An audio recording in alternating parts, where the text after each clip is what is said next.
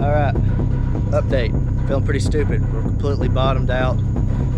Completely bottomed the car out. Stuck in a mud hole. Four-wheeler's doing no good to help us.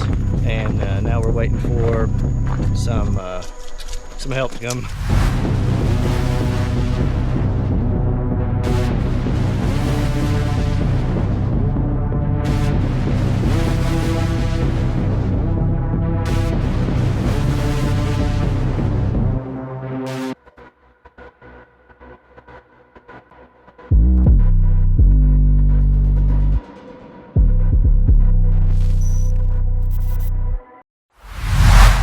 What's up, guys? Welcome to the channel.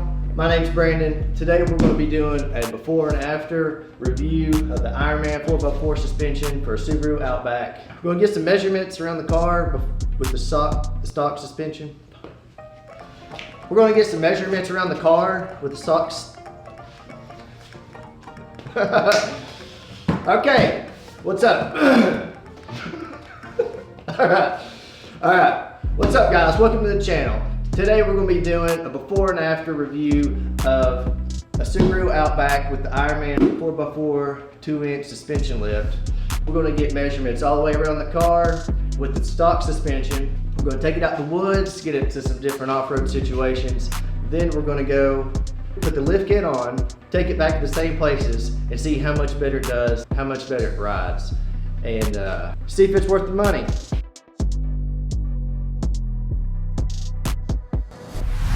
Alright, so to make this simple, I measured in 6 places around the vehicle, 3 in the front, 3 in the rear, and we gained 2¼ inches everywhere on the vehicle. Over 2 inches, except for at the rear differential, because I may have messed up. It looks like I only gained 5/8 of an inch at the rear differential. I don't know if somebody could leave it in the comments what your Subaru, how high your rear differential is off the ground. That would clear up a little bit of confusion. But as far as I can tell, I went back over the videos and everything that I did.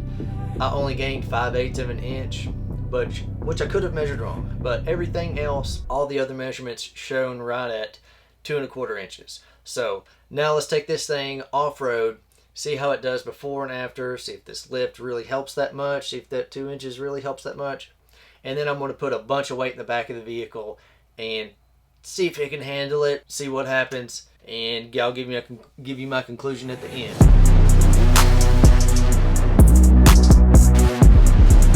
Here we are at the first test.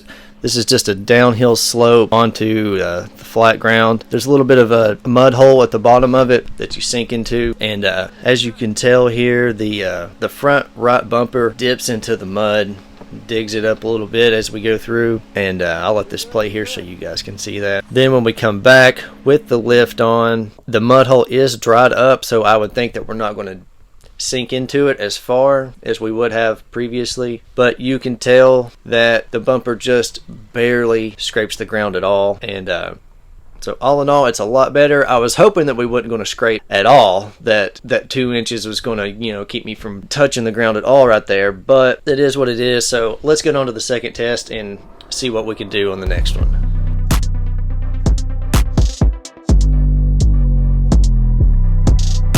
Here we are at the second spot. This is just a hump in the ground, and we're going to see if we can go over it without bottoming out. And with the stock suspension, as I go over it, honestly, I think I probably could have dragged the ground just a little bit and made it over it, because it's pretty close, but you can tell that it is, about to scrape the ground. And honestly, I really think we could have made it with the stock suspension. And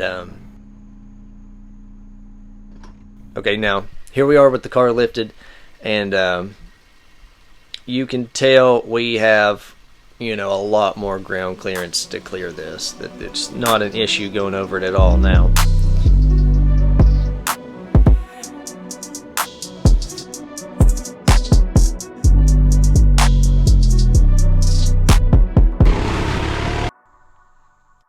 Actually, this one was never meant to be part of this.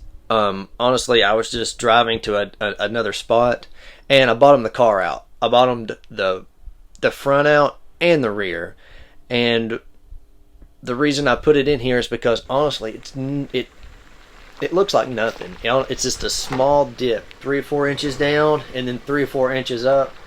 And as I drove through it, the front bottomed out, and so did the rear. And you can see it here. It doesn't look like much. Even with it lifted, it still kind of wants to hit the ground. That's kind of the kicker for me, that everybody wants to make these Outbacks, make them out to be so capable off-road.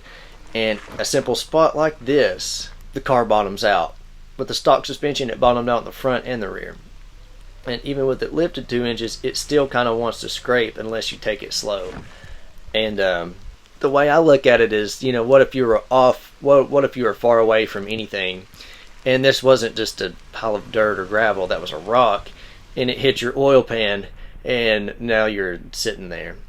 And yeah, that's just kind of my thinking on that. I don't know if it's yeah, it's just kind of something to think about, because when I went over it, I was kind of upset.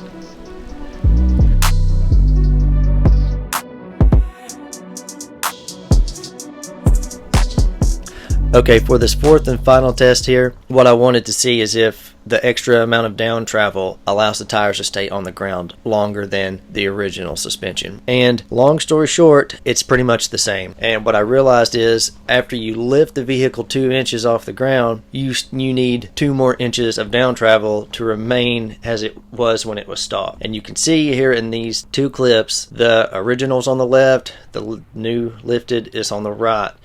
And the left side does come off the ground, it touches the ground, and comes back off the ground again. The right side comes off the ground and stays off the ground longer. So it's not really that much different. And here in the second clips I have, it's about the same. I can't hardly tell much of a difference as far as the tires being able to drop lower and stay on the ground longer. Given I was going a little bit faster in the second go around because it was raining and I was in a little bit of a hurry, but honestly, it's not that much of a difference. And I thought it would be, but after I considered that, yeah, after you lift it 2 inches, you need that 2 inches of extra down travel. It kind of cancels itself out. They don't drop lower than they would have before.